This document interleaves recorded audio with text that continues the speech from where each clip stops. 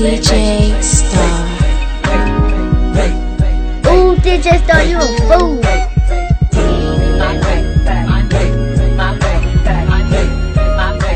Mi cama, bien loquita. Cara de santa, pero es una bandida. Que loquita. Tiene mala fama, pero esa es su vida. Pues loquita. Fuma conmigo, champán y bebida. Pues loquita. Vamos a portarnos mal. No busco nada normal. The primary purpose of the CAF podcast is to express platform for creatives to express their personal views or opinions without restriction or censorship. All views or opinions expressed during the CAF podcast are solely those of individuals expressing such views or opinions and does not reflect the views of the CAF podcast. I am in Florida, Jacksonville, Florida. Jacksonville, Florida. Okay, gotcha. And that's where you're original from? Yep, born and raised. It's quite funny. I tell people always ask me how I got the gram, and I told them how I got the gram was I applied to 5 colleges, which was Grambling, okay.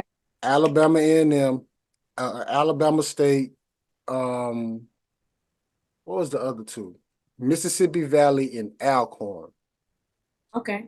And I sent off the letters to them. I said, whoever hit me back first, that's where I'm going.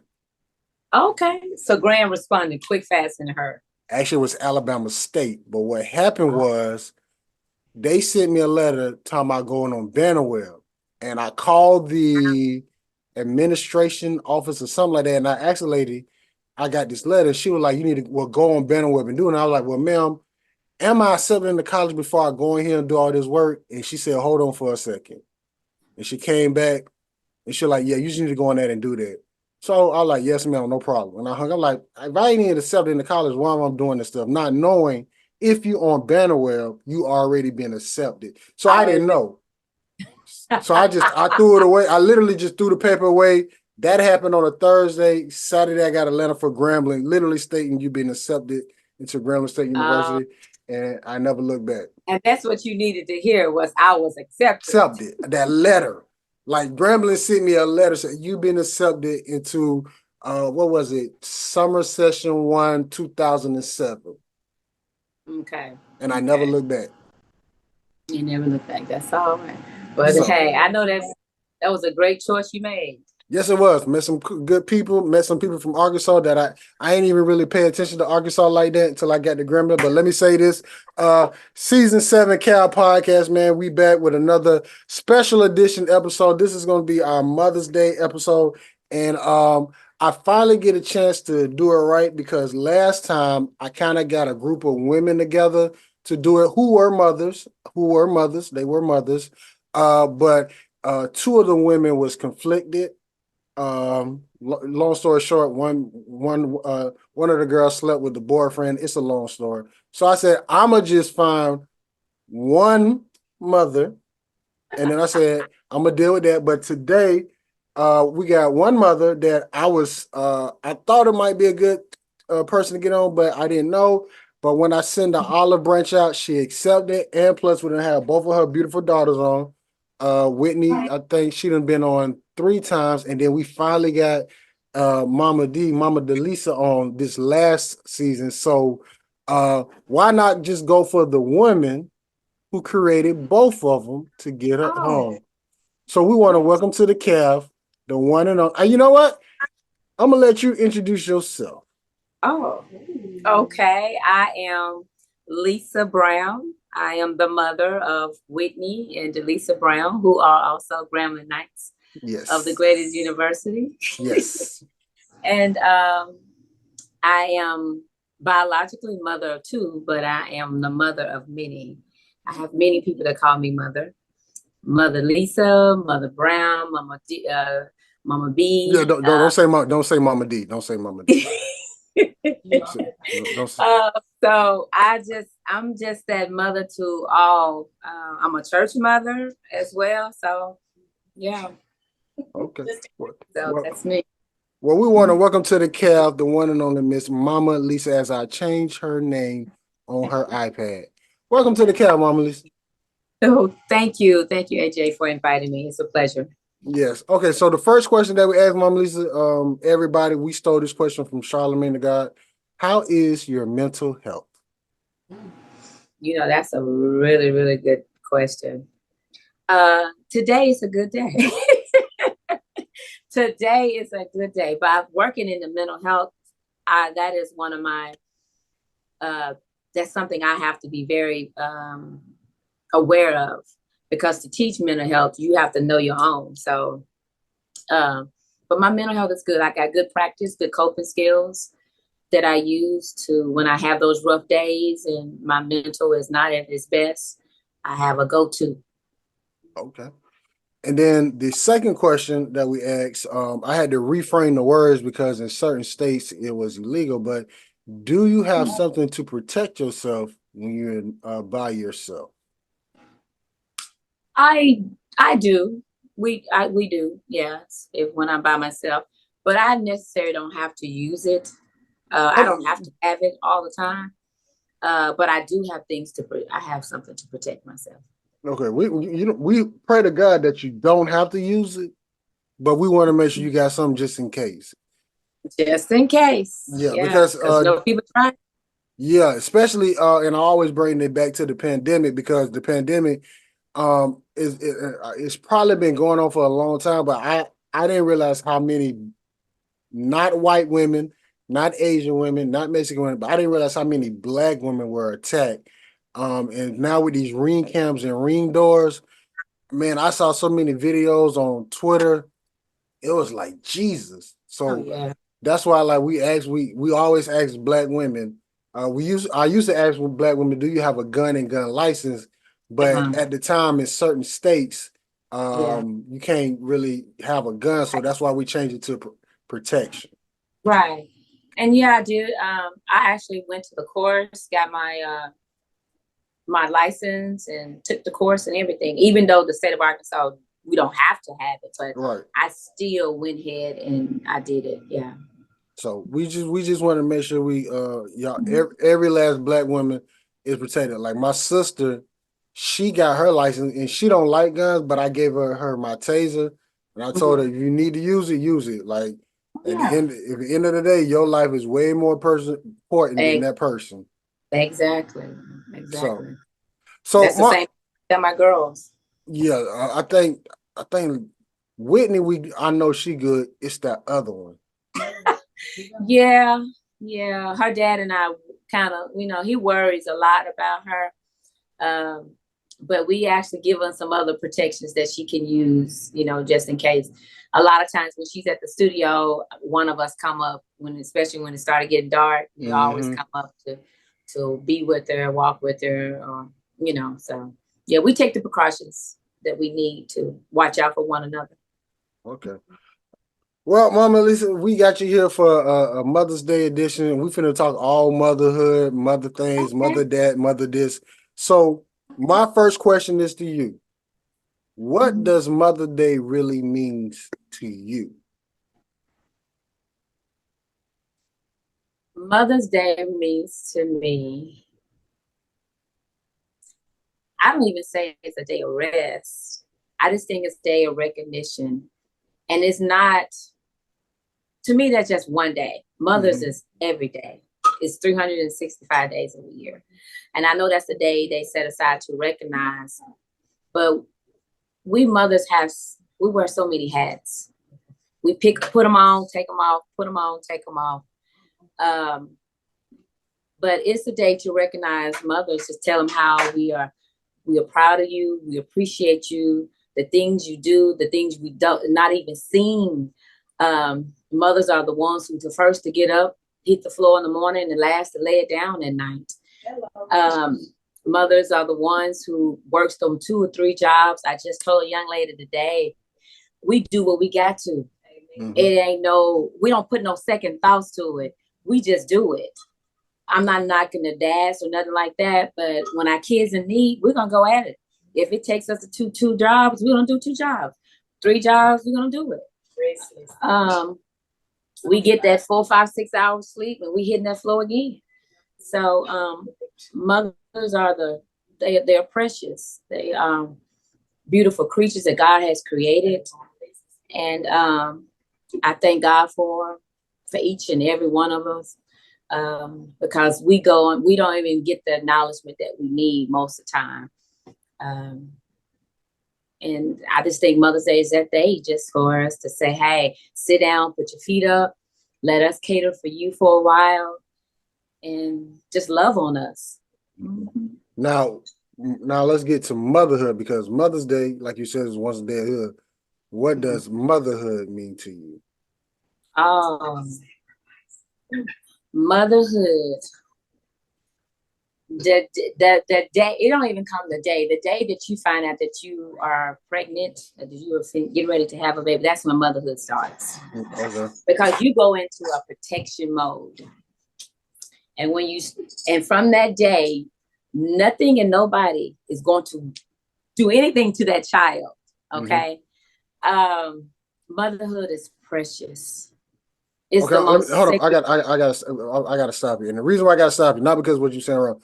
Oh my God. I talked to 3 women today, and I asked them, like, what would be a good question to ask on here? And they all said that same thing. Then they said, because when we first find out we're pregnant, love doesn't enter our mind.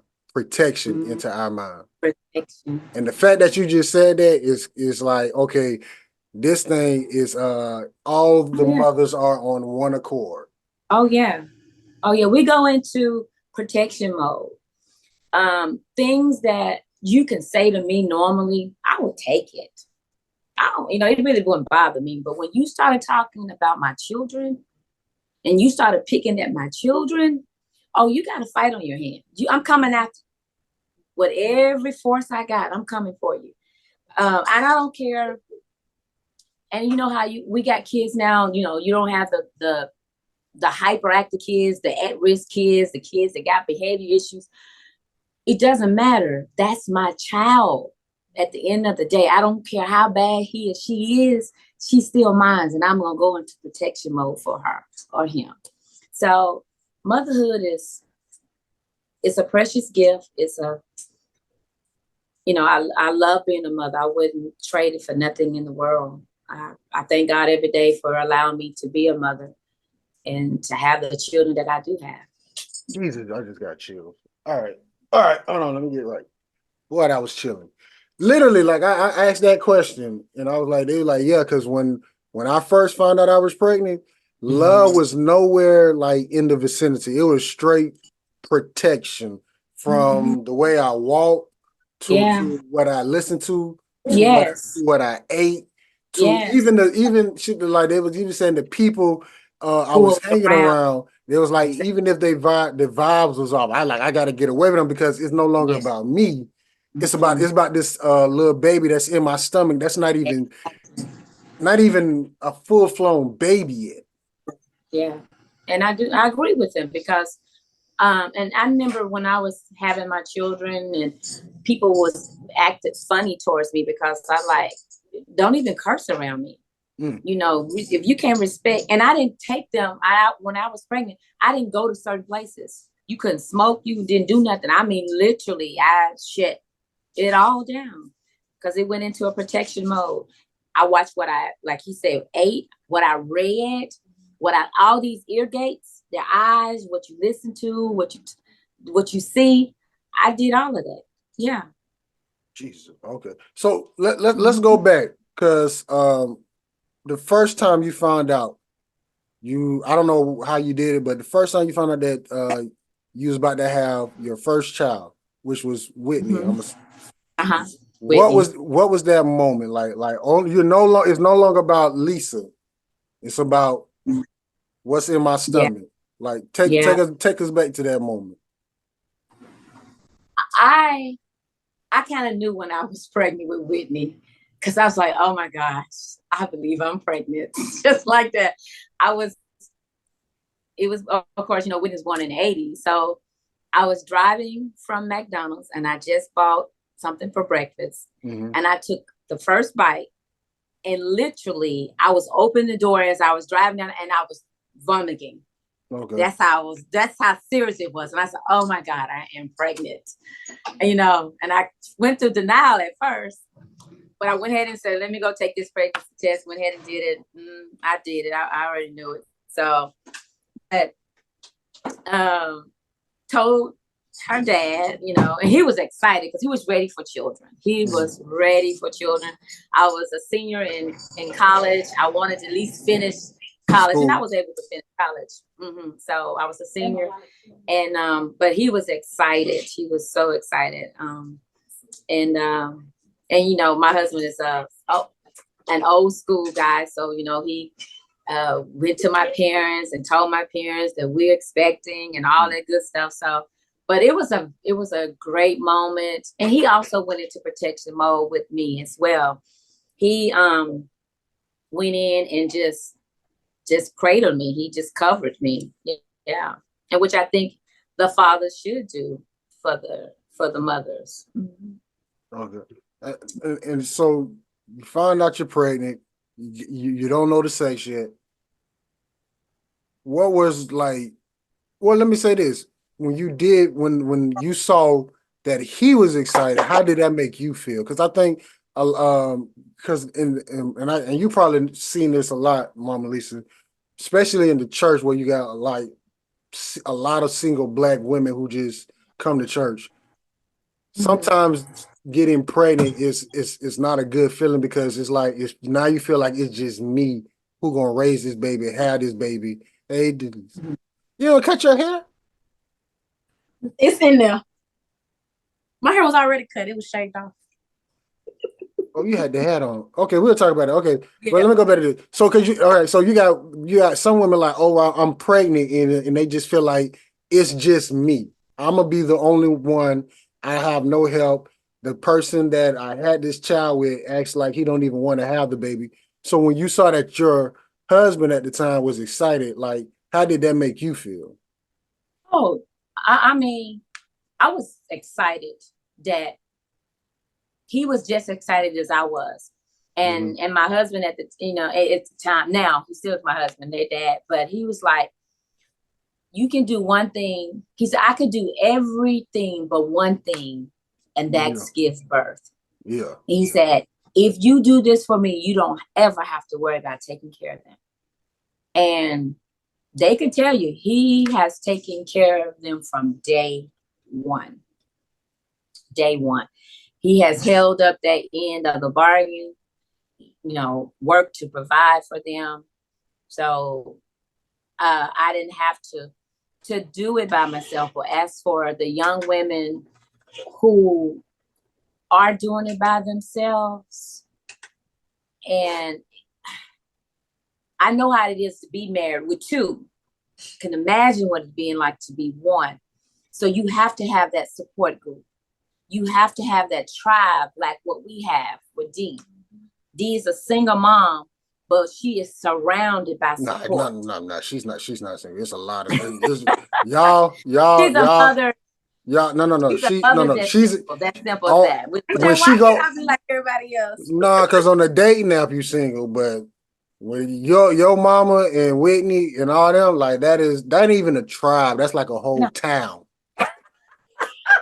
Like your son ain't got right. And I'm knocking on wood because if something was to happen, ain't like he gonna miss a meal, ain't like he gonna miss love, ain't like he gonna miss anything. Cause Whitney gonna pick it up where you left off, and if Whitney don't pick it up, the young lady sitting next to you will. Oh yeah, and that's what has happened right now. We come together and like I told her when she came and told me that she was expecting. And I said, I'm here. And some of the trials and the tribulations that she went through, I didn't experience because I had my husband. Mm-hmm. So my mind was even to wrap around the fact that she was a single mom because my husband would get up at night. When he said, I got her. You just rest. Mm-hmm. She didn't have that option. She had to get up. When I wasn't feeling good, my husband said, I got you. I got the girls, or that he'll take them for a moment and give me a piece. She didn't have that. She didn't. Every moment of the day, of the time she had, he's with her. So I'm learning through her as far as single moms. Mm-hmm. Even at my age, I see the sacrifices that she made. And I meet her talk all the time. I said, D, I didn't have to go through that. I didn't have to deal with that. I said, but I'm here for you. And I'm learning with her as far as what she needs and how not to raise her son, but to be supportive of her son. But yeah, I encourage, I empower, I uplift any single mom. I do. Mm-hmm. Now, It's a breed. now I have to tell the story, Mama, because when found out that Delisa was pregnant, Oh my God, here we go. I Actually won't let that go for nothing in the world. I thought it was a lie. Oh, really? I was like, when did Delisa get pregnant? Like how? Like Delisa haven't like. I'm gonna keep it PG for you because I said some other stuff on her episode. But I'm like, you know, because she didn't keep it PG with us. She made sure she told us the real deal. I was like, Delisa had sex. Like Delisa literally took her clothes off in front of another. AJ the whole time to just, he still ain't accepted. It's Like, the month, AJ. I'm like, Delisa, bro. I was like, so when you found out that your baby girl was having a baby, how did you feel about that? Well, I know you felt great, but what was that moment like for you? I actually knew she was pregnant. I made a joke. I told her, I said, don't, she said, Mom, I'm gonna go to the doctor. I think I got a stomach bug. I said, girl, don't come back here with this one-eyed monster. That's what I told her. And she like, Mama, don't say that.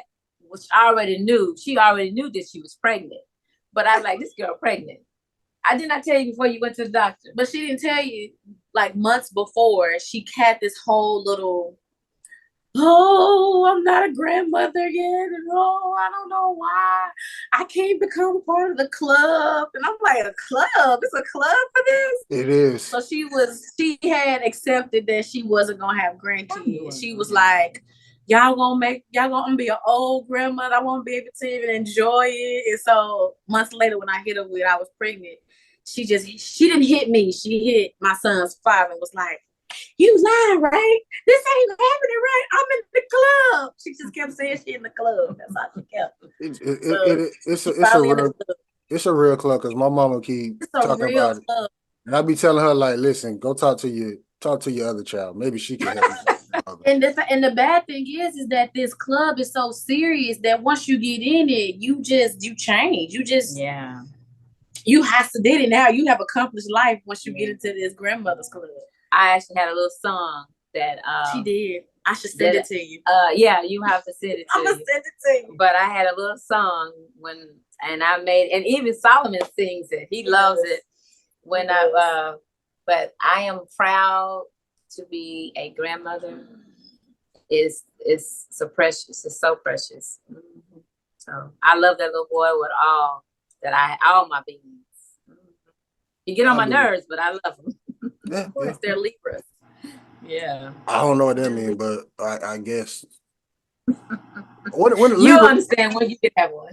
They both the Libras. That's why they like each other so much. Yeah. What month is that? She wanted me to hold him. So it's September to October. So she's October 5th, and Solomon is September 24th.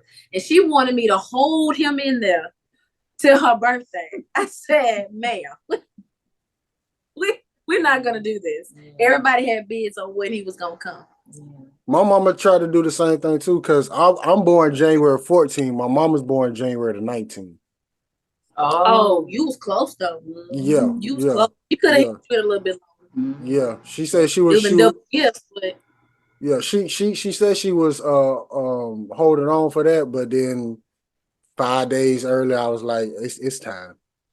It's time to come on. It's time. Yeah, yeah. To grace us with your presence. It's time. Yeah, it's good because I didn't want to be sharing no birthday with her because I mean, like now I gotta buy her a gift and then she got to buy me a gift and it's like, what we doing? It's not even genuine. Yeah, it's not even genuine no more. So okay, season 7 Cal Podcast, man. This is our special Mother's Day edition. We got Mama Lisa and then we got Delisa with us too. So Delisa, let me ask you because you are a mother as well. For people who don't know, 3 years in the game. 3 years strong. What was that? Because I don't remember if I asked, but I'm just gonna go back to it. What was that moment when you was like, "Oh my God, I'm about to become a mother"?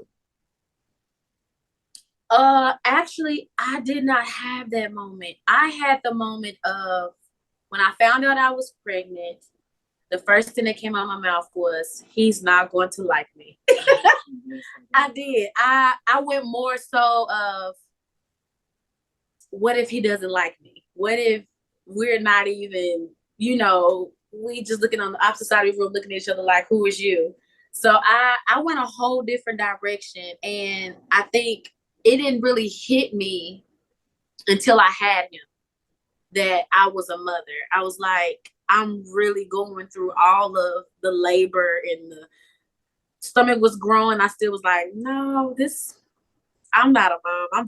I don't know what I'm doing, but it didn't hit me at all. I don't know. I guess maybe because I just think backwards and different from everybody. Yeah. And the first thing the whole time, and then when he came out, like when I finally delivered him and they put him in my arms, I just looked at him like, yeah. I don't know if I was just high on drugs or what, but I was just like, this is mine. I pushed this out. Yeah. So yeah. Yeah. And I had him natural.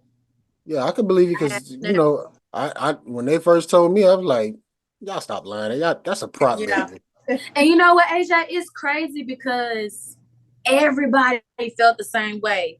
They was like, no, that's talking about Whitney. Whitney had the baby. It had to be Whitney. Yeah, it had to be Whitney. He still walks around here and everybody thinks that Solomon is Whitney. Yeah. They don't even, they be like, no, you didn't have a kid. No, you didn't have a kid. Yeah, we done been through this. I still don't believe it's yours. And it's crazy. Like I have evidence, all of that. And they're just like, no, that ain't your baby. You carried him for your sister. It had to be like, because you didn't have no child. Yeah, like you carried the baby, but Whitney produced the baby. Mm-hmm. That's what everybody thinks. Mm-hmm. Yeah. Surrogate mother. Yeah. Like let me get up there because I could talk about that all day. I can talk about that all day. I can still talk about that all day. Like when that boy graduated from high school and everything, and he be like, I want to give a big shout out to my mom. Like, he talking to Whitney. Nah, let me get up that.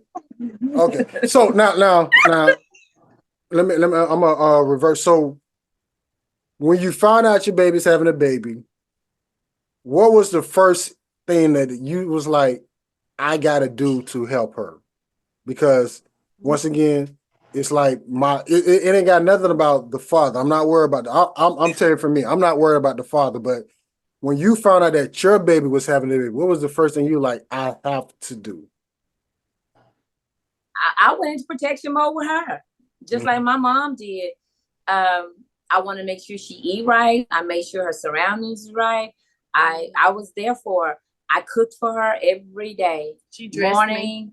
If she wanted breakfast, whatever she wanted, I prepared for her. Mm-hmm. It was cravings that she had, and I like, fine. 4 course meals. That's what you having. That's what you want. That's what we're eating. And styled me? I did. I styled her. You know, my entire pregnancy. Yeah, while she was dressed, I'm like, you can't come out here looking like this. Yes, no, thank you. Thank you. Yes. Thank you. Yes. So she looked nice every time she stepped out the house. She was put together. I hated it, but she was like, Mom, I don't feel like I know, but you still gonna step out looking nice. Yes, boy. God, leap. Because you gotta remember, AJ, I had a summer baby. So I was hot all the time. I was like, I don't want to put on clothes. I don't want to wear nothing. I just want to just I don't want to do it. Yeah, but you just can't walk out the house in leggings and a t-shirt. It doesn't like when you got all of that on you, the last thing you want is something touching you. You just don't. Now when she's in the house, you can Yeah. But when you left the house, she was AJ, believe me, she was put together. I was dressed. Yes. I was presented. I represented her right. She was put together. I made sure of that. Jesus, it should be kidding me. Like, you just gonna walk out the house like that? Like, that baby we don't even know who that baby look like ever, but it's already embarrassing. And don't go to the dollar store. That's where the worst be at. Oh, don't do that. Don't do dollar store like that. Oh my don't do dollar tree. ministry. Yeah, but she wasn't one of those. No. Oh, She thank was God. put together every time she went out. I will say I was spoiled. Yeah. I was spoiled. Yes. We spoiled. I was spoiled. She's supposed to be spoiled. But I wasn't, what do they call them? Those horrible. Oh, no. She wasn't a mean mom. You know, No. Like you being spoiled, like you didn't even have to tell me that. I know your sister. Yeah. She wasn't mean or anything like that. We knew there were certain times she became very agitated, and that's because of the fact the baby was growing and he made it uncomfortable for her. But everybody catered to her. So and the way she was treated, the way we treated her was the way I was treated. Way my mom treated me. I mean, they catered to me. My husband catered to me. My parents catered to me. Yeah. So let me tell you this, Mom, because reason why I always tell people like I couldn't believe Delisa was pregnant is because you might not know this, but you probably do because you probably saw it coming up more than I did. That young lady named Whitney Brown, when that girl came to ground, that girl was in straight protection mode. Like Whitney was only but so big.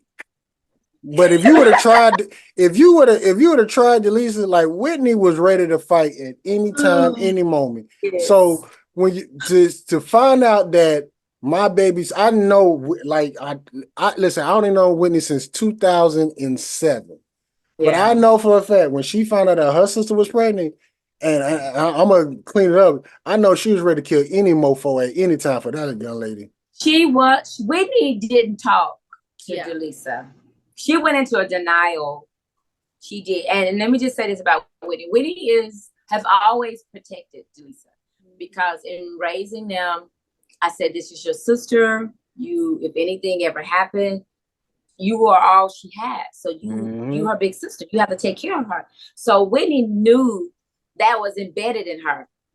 So she just always go into mama mode, and she still treats these like she's the mama. And I would never grow up in her. Yeah, never. Never. I'm always there to protect you. And then, but Whitney went into a denial. She didn't talk to me. She did not. Come around. Yeah, she did. She just kind of went ghost for a few weeks, didn't she? And Delisa said, Mama, Whitney is mad at me. I said, baby, she'll be all right. She'll be all right. Right now, we ain't worried about Whitney. We worry about you. That's the whole kill of it. And Whitney cried. She cried. She really does. She don't have tear ducts. Yes. So. And, she plays such a hard role. She got to be tough all the time. And to see her go into this, that I was like, oh, my God.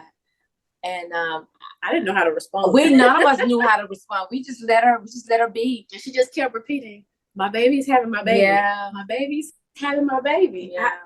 She couldn't grasp that part. Yeah. And then finally, as Dee went through the trimesters and she started growing, and Whitney would get her and just hold her. And because Dee would be in so much pain, and Whitney would just kind of wrap around her and she would just hold her. And that's why her and Solomon have such a great bond. Because she was there the whole time. And but she wasn't registering for her when she first told her that. Let me ask you a question, because you brought up a point. When the baby's in the womb, the baby can really recognize who's around their mama, even though they in the womb. Oh yes. They know. They hear it's tones and voices. Yeah, they can hear voices. They can feel. They know when certain people come around, they'll jump. Like when Gabe came around, Solomon had a fit. Oh man, he would with Gabe trying to get out of my belly. And today, Solomon is so crazy about his Uncle Gabe. Oh, he's just so crazy about him. So, but yeah. She was the only one that could calm my stomach down when her and Whitney when I was in so much pain, like it wouldn't be necessarily him. It'd just be the fact that he's there and I'd be in so much pain that she would just come and just rub and talk. And next thing I know, he would just curl back up and just go back to sleep. And Whitney would come. I remember one time I was in so much pain. She let me lay down on her. So I laid in between her legs. She picked my stomach up and held the weight for me while I slept on her for like hours because I didn't get any sleep. Because and she'll tell her in a minute, Whitney would yell at my stomach. She'd be like, "You better leave my sister alone. You mess with my sister. She over here hurting and in pain. You better quit it." And now to this day, when he comes out, he be like, they fighting. That's my mama. That's my sister first. That's my sister. So they stay into it. But answer your questions, baby. Do they do. They'll recognize people. So what are some things that you got from your mama, Delisa, when you was pregnant that you like, mama, I don't know what is going on. I don't know what to do. What is this? What are some things that you went through? You like, I gotta, it's nobody else to ask but my mama. Oh, that's everything. Cause honestly, I'm her first child that had a baby. So me and mom's actual relationship has gotten so much closer. So it's some things that I can't even express to Whitney that my mom already knows. So I'd be like, "Ma," she was like, "I know." Like, I'm in the transitions of 3s going into 4s. Like, she knows what that looks like. And I said, "Mom, was I like this?" She was like, "Yes, but no." And, she kind of give me, guidelines on this is normal. This is not normal. You did this. This maybe what his dad did when he was at this age. So I asked her everything. And I was very, vocal and visual while I was pregnant because I wanted to enjoy and embrace everything about me. I was like, "Mom, do this supposed to happen to your boobs when this happens? And look at the stretch marks because you get the lining on your belly." I was like, "Is this normal?" And I asked her every question book I can think of. I was so vulnerable and so exposed with her when it came to the whole being of it. We sit in the car now. We just sit and talk. I asked her, "Well, Mom, am I doing this right? Could I do anything better? Like, what would you do in my situation?" And like she said, granted, she's not a single mother, and I'm teaching her a lot when it comes to this because she said, "I wouldn't have done it. I would have did this." And so I'm teaching her how to be calm and patient in this single mother role, and we're learning from each other. So it's a lot of give and take. It's our relationship is actually really interesting when it comes to I ask her. We've always had an open book when it comes to asking her anything, but when this motherhood came, it's like my questions became more deeper. I wanted to be the best mother I can be, and I knew the only person that can give me those answers was my mother. Sacrifice naturally comes when you have a child. You automatically want to just give up everything to make sure that they're taken care of. And so I asked her, because it was sometimes she would tell me, "Lisa, I need you to go away. I need you to go do something for yourself. You've been so fixated on him and have not done nothing for you. What about yourself? What about your self-care? What about you?" And so my mental, she had to remind me because I guess she saw things that I didn't see because I was like, I'm in mama mode.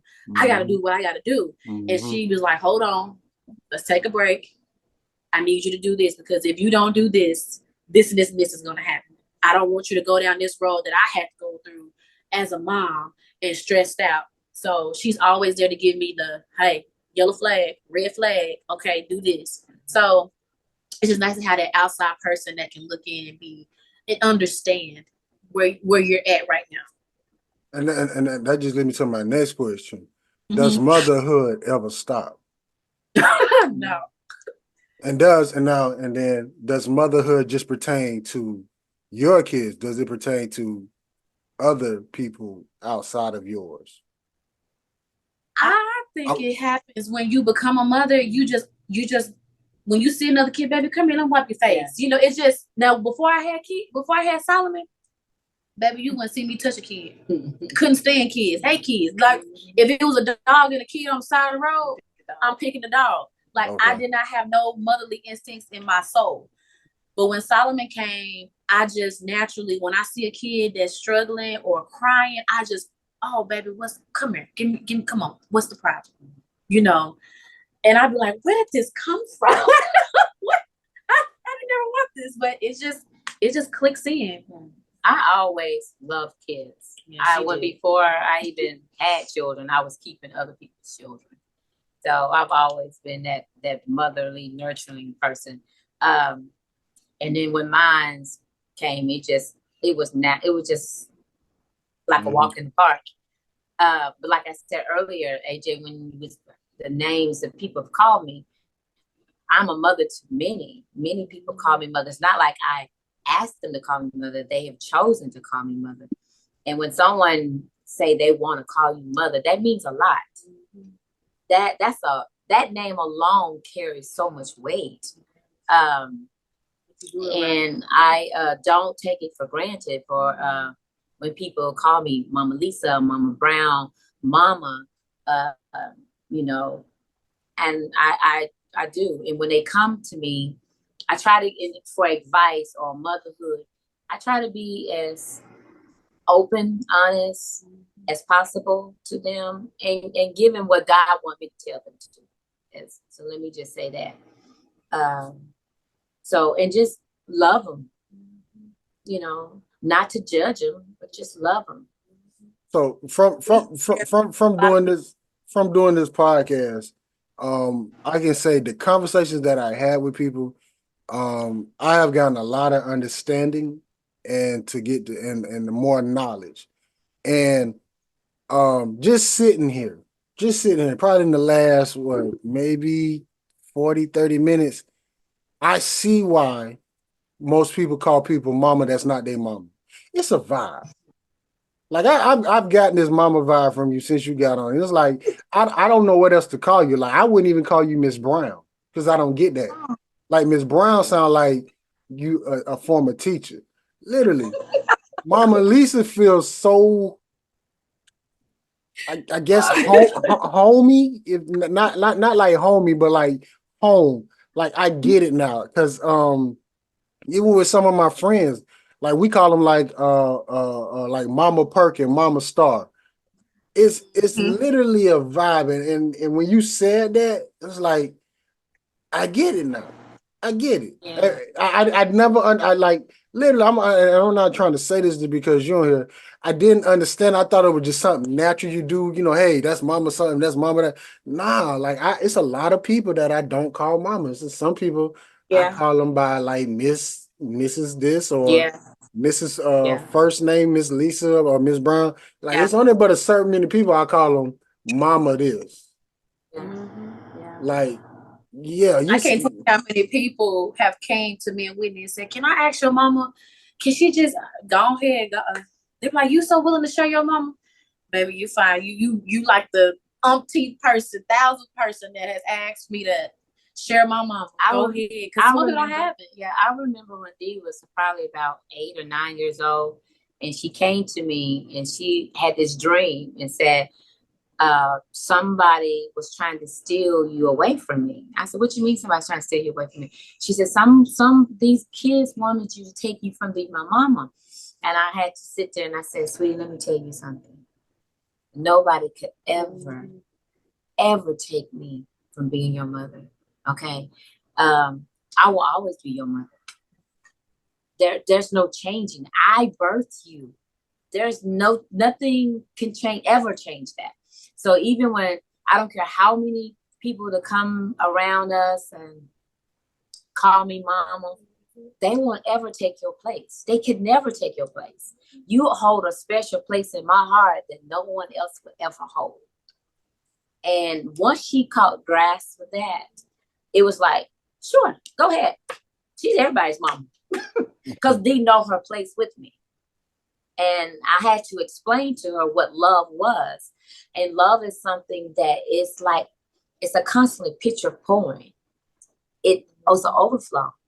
You're going to get yours, and so is others. It constantly goes. And I said, you can't cap it. You can't put a cap on love. So, and once she learned that, then she didn't have a problem with it. we the type of people that I've opened my doors Sunday. Everybody knows Sunday afternoons is my house. It's the house to come to because she cooks every Sunday. I'll be in Arkansas sooner or later. I'm coming out to Arkansas sooner or later. And I'm not talking about, oh, we're just gonna have like some Philly cheese sandwiches. No. We're eating greens, ham, Hennessy ham, Hennessy candy ham. mac and cheese. Oh yeah, Hennessy, that's her thing. Hennessy ham.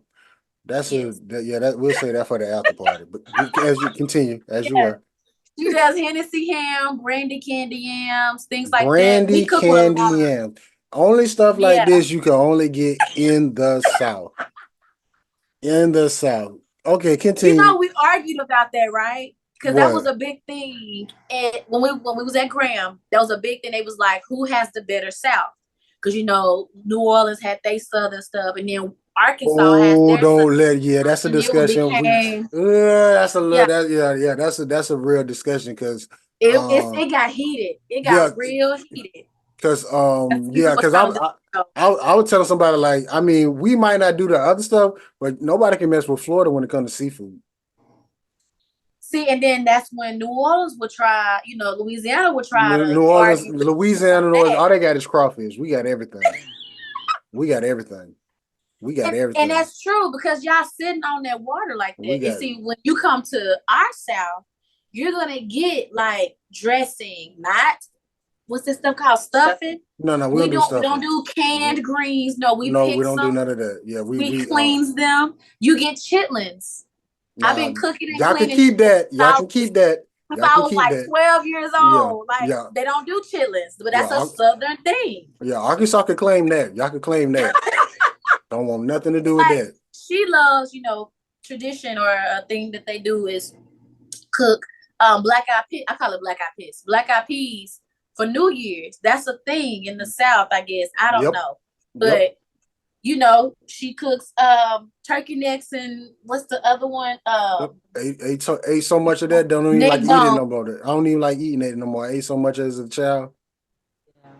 Like I don't everything even like is fried. Everything is deep and gravy. You know, it's we call everything smothered. Everything is smothered. Now smothered chicken would never get away from me. I would have to find like even now, like if my people don't do it, I'll go to a black-owned restaurant and find some smothered chicken. It's that would never leave me. Now turkey necks. She makes her own gravy for it. Yeah, like I don't like this white gravy. I don't know where that came from. No, it needs to be this color. It needs to be dark. Like gravy. I make brown gravy. Yeah. Let me also. I have to kind of brag on my mama. My mom is, and that's why I said we are spoiled. My mom doesn't do anything boxed. Everything is from scratch. She makes it from scratch. So if she says she's gonna make a cake, she's gonna make a cake. If she says she's gonna cook whatever, she's making it. And mind you, she has her own garden in the back. Like that's how she's that type of cook. So Sunday dinners be something interesting. Well, let me ask this question, Mama, and this is just way off topic. Way off topic. Have you ever killed your food before? When I was younger, chickens and pigs. Yeah. I have. I believe it. From my dad used to raise them, and so he'll bring them as a piglet, and we had to feed them. He made sure that we didn't make them pets. My sister messed around and made one a pet, and he told my mom, he said, "I told you to tell that girl not to come out here and make it a pet." And when he got ready to kill that pig, it was a hog back then. She wouldn't eat none of it. But yeah, I used to be right out there with them and the whole 9 yards. When we had chickens on the yard, my dad showed us how to grab a chicken off the yard, wring its neck. And when I said I literally saw a chicken with its head cut off, I have. Yeah. I just had to ask that question because it looked like it's been part of your life. It looked like it's part of it. Right. I wouldn't trade none of that for nothing in the world. I would. My garden, we have eaten fresh fruit and vegetables out of our garden. My parents used to can and freeze. I have went back to a lot of that now, just eating fresh fruits and vegetables. Like she said, I have a garden now, so I eat out of my garden a lot. So let me take you back a little bit more. What was it like for you with your mothers and grandmothers? I was that kid, loved to be around my elders. I loved listening and listen to the stories. I remember my great grandmother. I used to go spend the summers with her in Louisiana. And I remember her teaching me and remind me now, she was born in 1901.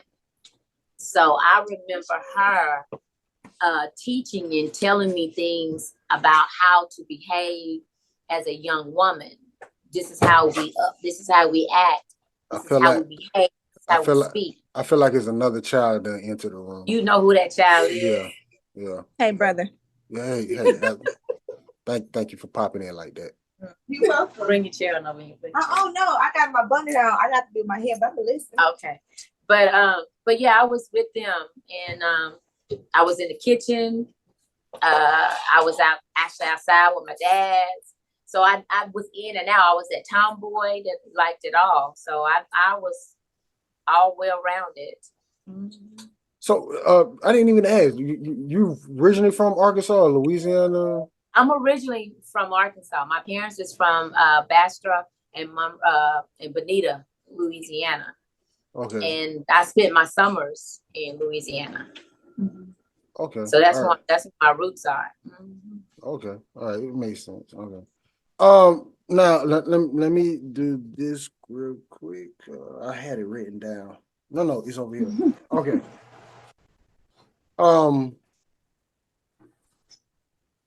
No, you answer that. Let me just say this. Like 5 of my questions you killed. Oh, okay. Yeah, like 5 of my questions I had you killed because you just answered it and went into a whole spiel about it. It was just like, yeah, let me just let her talk. Let me just let her keep talking. Okay. Okay. So let me go now. So now as a grandmother, what is that? Is the motherhood still the same or is it different? Or is it like, I know what I'm doing, I'm just doing it ×2? Now, I remember you asked the question with motherhood. I'm always be a mother, okay?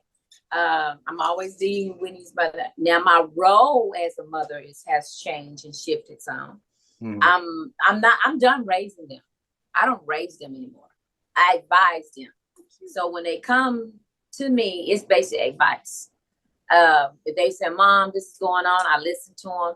At first, I tell them, I raise them to be women of faith, for one. I always ask them, did you pray about it? And then I would take them to the word about it. So, so it's not to raise them, but it's basically to help advise them because we all gonna get into dilemmas, and there's gonna always be situations that's happening. And that's what your elders comes from. That's why the word tell you, go to your elders. So, and that's what I consider myself now. It's just that advisor. Okay. And as far as grandparents, I'm her support. I'm here to love him unconditionally, to spoil him, to do all the good stuff. And quit to tell me, I think he need a whooping right now. I think he need a whooping. I think he need right now. For a whooping. Yeah, don't let him get away with that one, a little bit, But I'm not, and I tell her all the time. And I don't think they even get that from me. It's me stepping those over the line as far as trying to be Solomon's mother. She don't even get that. Sometimes now I don't think she may do something and I look at her like, and then she'll look at me like, what? I'm like, hey, let me step back. Let me stay in my lane.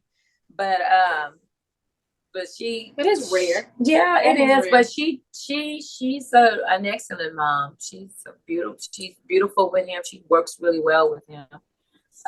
But I like this role that I am. I like too much. Look at you. I blushing. Because you blushing. I know you do. Look at you. Too much. I do. Oh, let me try to find the video. So you can go and put that. Okay. You got the video? Yeah. And I don't even try to, you know how you have some people try to live through their grandkids or what they did do with their kids. I did everything with my children. Someone asked me not too long ago, would I go and change? I said, I wouldn't change nothing. Because to marry the man that I married, I wouldn't have got these. True. If I married somebody else, I wouldn't have got Whitney. I wouldn't have got these children. I would have got something totally different. So you got to realize if you go back and change something, you're not going to have the same result. So no, I wouldn't change anything. Because I believe I'm a very blessed woman to have what I have. And I don't take that for granted. I thank God every day for the family that He blessed me with. Okay. Now you said a mouthful. You said with dealing with Delisa, you said, I'm done raising her. I'm now advising. You got some parents, let me kill parents. I'm gonna just stick with mothers. You got some mothers who still act like they gotta raise their grown adult child. So for you, don't want to know why. Don't care. But for you, when did you know, all right, let me move out the way from raising my child to now advising? When did that moment come into you? And I'm talking about for both of them too. And it's like a hit. And it's, one day it's just like, these girls are grown. You got to stop, because it brings a toll on you. It wears on you. And that's when you have to say, hey, I got to turn you over to somebody else. Now, I continue to pray for you and I continue to be with you, but I give you all, and to know what I've done in the past for you, because there are different things if I wasn't there in their life. It'd be a different thing if I didn't teach them and I wasn't there. See, I'm one of those mothers that I was active in everything they do. Not smother them, but I was active. And if my girls asked me anything about anything, I was going to answer it age appropriately. And they'll tell you, Dee asked me a question about sex when she was like 6. And no, I didn't shy away from her. I answered it age appropriately. So when she reached the age of 13 and was interested in sex, then I gave her a 13-year-old. I didn't give her a 6-year-old conversation. I gave her a 13-year-old conversation. She wondered why she got grandkids so late. So I was that type of parent. Whatever they asked me for, I didn't want you to go to the streets and get it, because the streets going to tell you a lie. And I never lied to my kids about anything. So, and I wanted to have that relationship with them so they could come to me. It was to the point that they came to me, even their friends came to me that wouldn't go to their parents. And I remember having to talk to one parent, and she felt a little animosity. And I had to tell her, I said, your daughter did come to me. I said, but I'm telling you what your daughter said. I'm not hiding anything. Be thankful that she is coming and inquiring, and that I'm telling you. So, and she didn't think of it like that. She just thought that the daughter that I was trying to replace her. I said, babe, I would never replace you. That she feels comfortable with me talking to me about that, because my girls feel comfortable with me talking about it. And then once I explained that to her, she was like, oh, I never thought of it like that. And I said, yeah. I said, because I'm going to tell you and I tell them, I'm going to tell your mama. Because I'm going to tell your mama. Now, I can break it down to a little bit better than you probably can, but I'm going to tell your mama. Yeah, that's kind of where it goes. Okay. Season 7 Cal Podcast, man, is our Mother's Day edition episode. Now, Mama, we do got our Cal Podcast questions. Some of them we had to get rid of because I was like, I just can't see myself asking you some of these questions. But okay. So the girl said you can ask me. I mean, I don't feel comfortable. I don't feel comfortable. Text it to me, AJ. We'll see. We'll see how this goes. But I'm gonna ask what I can ask, but I do got some other questions But if they feel like I need to ask it, I'm gonna just text it to Whitney. Okay. All right. So some of the questions go. What she said? She said her phone is right there. Okay. Whenever you All right. Some of the questions are fill in the blank. Some of the questions are gonna be one or the other. But if you do try to play us, Mama, we'll be on here all night until we get an answer. Which I feel like that's not gonna happen. So let's get it rolling. So the first question, Mama: money or love? Love. Financial literacy or health literacy? Health. Where's my other one? Hold on. I gotta make sure I got the right list. Because I don't want to ask that question. All right. How can you tell when somebody value you or just desire you?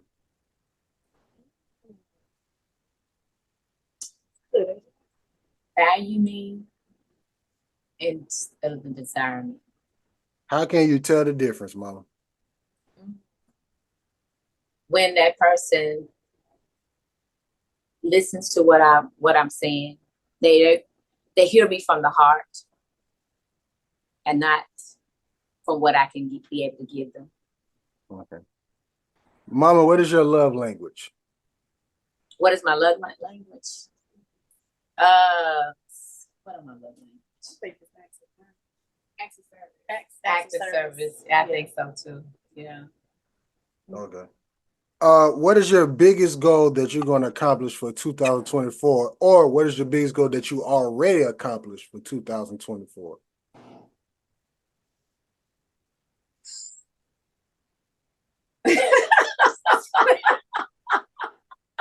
Oh, what she said over there. Oh, yes. This licensure that I've been trying to get. But I've been taking this licensing test for a minute, and it's just been beating me down. I might miss it by 10 and then I go back at it again. So, but that's the only thing that kind of got goal that I'm really seeking right now. Okay. All right, Whitney, I'm gonna try my best to ask this question. We'll see how it goes. Mama, would you rather be with your man on the balcony or on the beach? On the beach. Okay. I had to clean that up a little bit. On the beach. Okay. I love the water.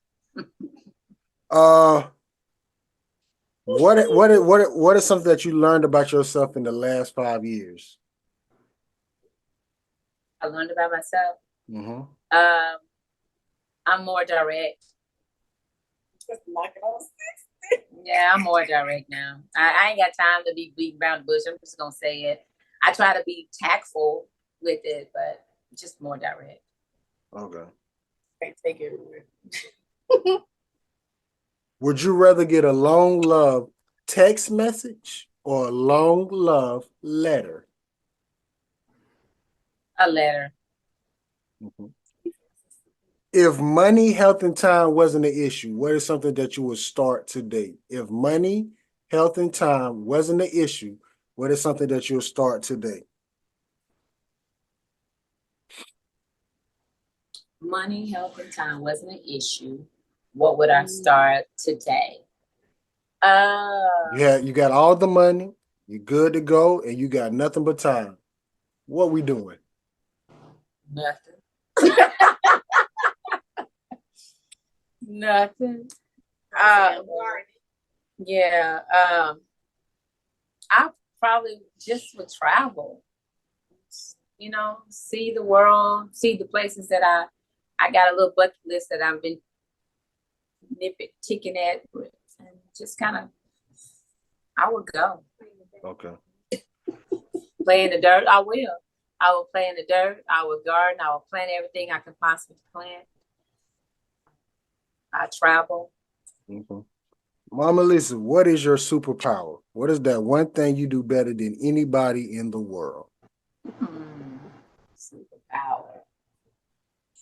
I don't know anybody in the world. I know I can't be nobody but me. Well, That's it. I think my superpower is just loving people. You know, That's she oozes that. your superpower. She oozes that.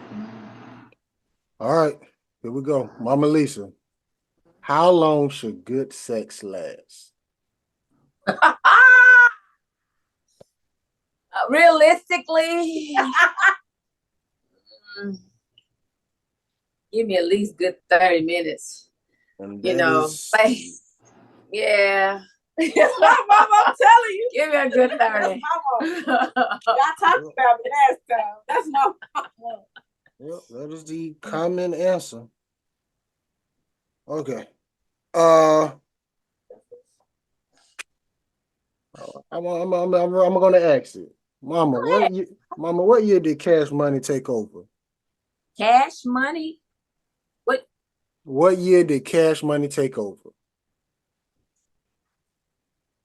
It's 99, 2000. I don't know. I don't even know who Cash Money is. That's a good guess, though. That was a good guess, though. That was a good guess.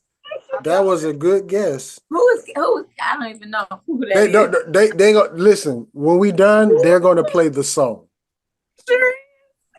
When we're done, when we're done, they're gonna play the song for you, and then you'll know what I'm talking about. She knows. She just ain't. She ain't catching it. Okay. Mama, what is a good Mother's Day gift? Well, last year they gave me a Mother's Day gift. They sent me to Africa. Okay. And I really enjoyed that.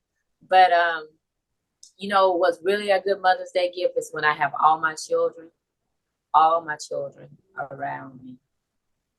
What is a bad Mother's Day gift? Jesus. When they all piss me off. No peace in her house. No, I have to have peace in my house.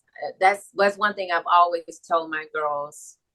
Do not bring drama to my home. Do not bring drama to Queen Bee's house. No. Because you'll see another side of her. No, don't do that. What advice would you give a mother who's having her first child?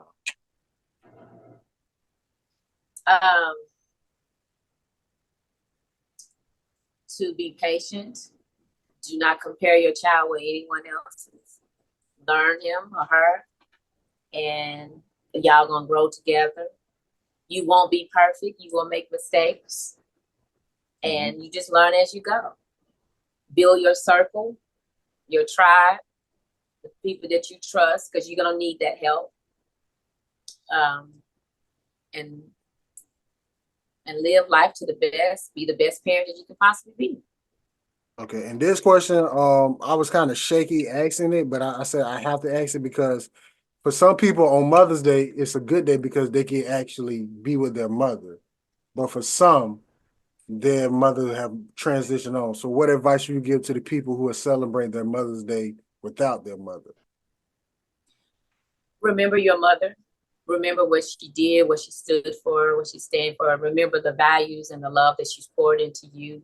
Celebrate her even if she's not here on this earth, because you still represent your mother.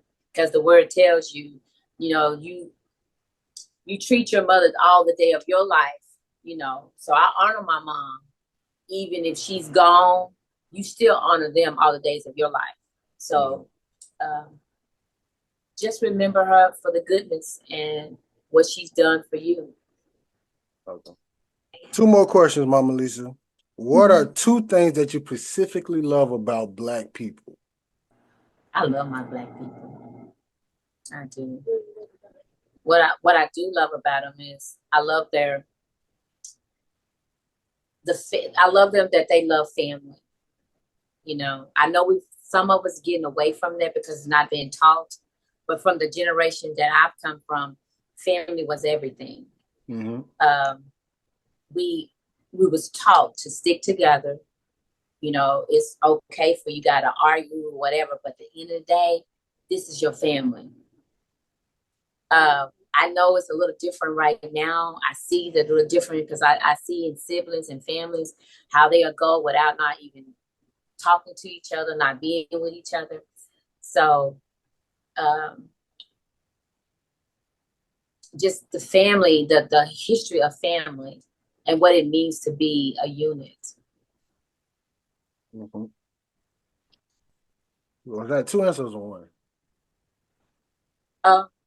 What Answer? Okay. That was okay. Well, my other what I love about. Oh, what else do I can say I love about my people? My people. It's a lot. We're a lot. It is.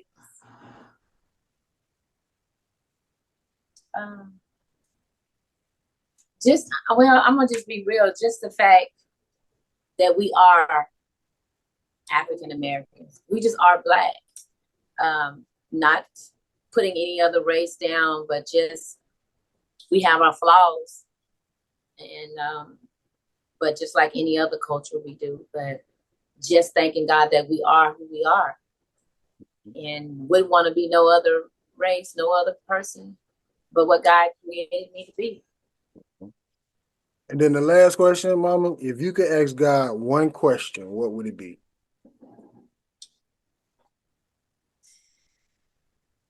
Why did Eve eat that apple? It's a good question. It's a good question. I mean, that was something, because let me just tell you. And Eve wasn't even the one, but Adam just listened to her. You know what I'm saying? But why? Because a lot of our stuff started right there. Right there. No, because she going to the source. But okay. Well, Mama Lisa, that is the Cal Podcast. This is the part of the show where we give you the flow. You can say what you want to say, promote whatever you want to promote. The floor is yours. Oh, well, I want to say thank you, AJ. I appreciate you for inviting me on this podcast to talk about motherhood and Mother's Day and what Mother's Day means to me. And it was an honor. I said, I didn't even, when Whitney said something, I was like, wow, okay, me, little me. But I appreciate you for thinking of me. I want to shout out to my daughter, who is a mother too, and she's an entrepreneur, and she has her own business, D&E Studios. D&E Studios. Yes, D&E Studios. She is a nail tech. Yeah, we are actually in her studio right now doing the podcast. So I am so proud of her to be a mother that's single, raising a son. In today's society, she's has her own business and it is flourishing. I know when she told you that last time she had it, she was in a small, I wouldn't say a shack, but it was a small space. Now she has just moved to a bigger place. Yeah, she just moved to a bigger place, and we actually sitting in her sitting area, her waiting area. Okay. Yeah, so they that wait. Yeah, so we're in her waiting area, and we're still waiting. You right. I gotta put that on there. They that wait. Yeah. Right. So I am so proud of her. I am to be that she shared this journey with me to see her do what she's doing, and she's very good in what she do. All right. Okay, now this part, I thought I don't know how I was able to do it, but I'm gonna do it anyways. I want y'all to give a special message to all the mothers out there. So if you could say something, because I'm gonna get Delisa and Whitney to do something, but if you want to say something to your mother or to any mothers out there, I would love for you to say it. I'm gonna record it and put it out there. Okay, yeah. She by herself? Yes. Because then you and Whitney coming back. So tell Whitney to get that hair right. It's not done. I get her hat. She be all right. Yeah. Speed it up, Whitney. Speed it up, Whitney. She said, speed it up. Well, AJ, my mother, her name is Katie Montgomery, and I just want to give her a shout out. She is the beat of my heart. She is, she's everything. She's the woman that made me the woman that I am. I learned everything from her. Mm-hmm. You know, how to be a mother, how to be nurturing, how to caring, how to give. I learned all that from her, but she learned that from her mother. So it's like I can see the generation, and I can see myself in her. You know, I can see some of the, not in her, but I can see her in me. I meant to say, but I see myself as I get older. I see the things that she did and how it played out, and I just want to thank Mom for all the sacrifices that she made, for every sleepless night, for doing what she's doing, for working so hard, for myself and my sisters and my brothers. We love you. We appreciate you, and for everything that you do, even now. Okay. All right. Season 7 Cab Podcast. We got Mama Delisa in here helping us with our Mother's Day edition. Whitney and Delisa, I'm gonna get y'all, but let me do it like this. So I really appreciate you coming on, Mama. I really do.